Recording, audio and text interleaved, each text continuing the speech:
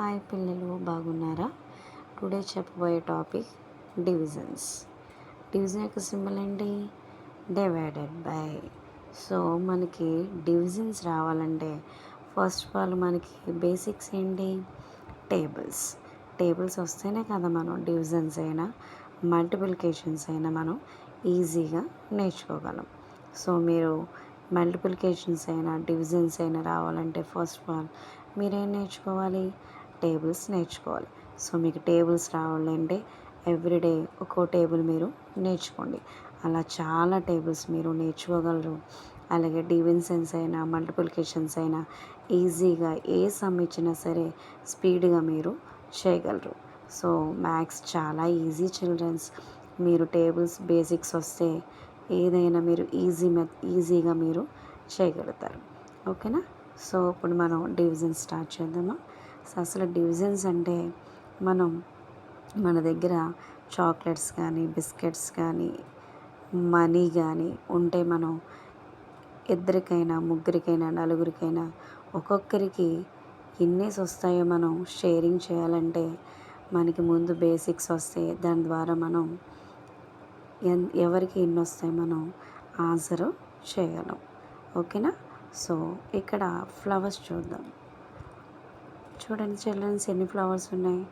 1 2 3 4 5 6. How many flowers? 6. So ఇదేంటి symbol ఏంటమ్మా? ఇది డివైడెడ్ బై. సో ఇక్కడ ఈ 6 ఫ్లవర్స్ని ఇక్కడ 2 ఉంది కదా, ఈ 2 అనేది ఇద్దరు పిల్లలకి షేరింగ్ చేయాలి. ఏంటి ఇద్దరు పిల్లలకి ఎన్ని చేయాలి?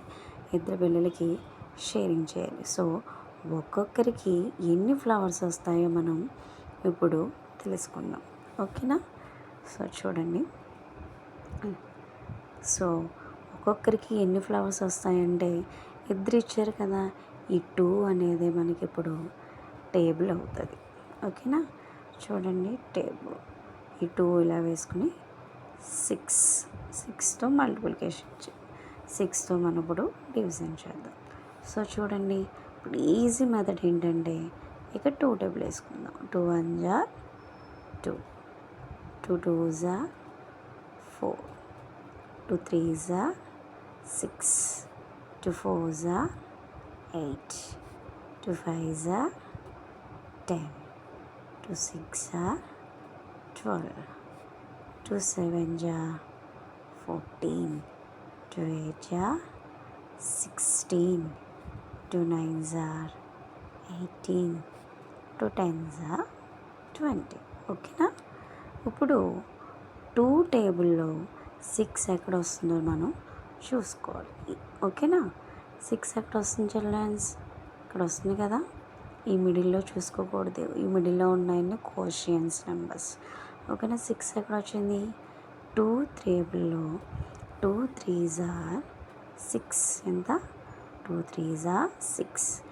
మిడిల్లో ఉన్నదే మనకు ఆన్సర్. ఏంటిది? కోషియన్ అవుతుంది. ఈ 3, 2 3s are 6. ఓకేనా? ఇప్పుడు మైనస్ చేద్దాం.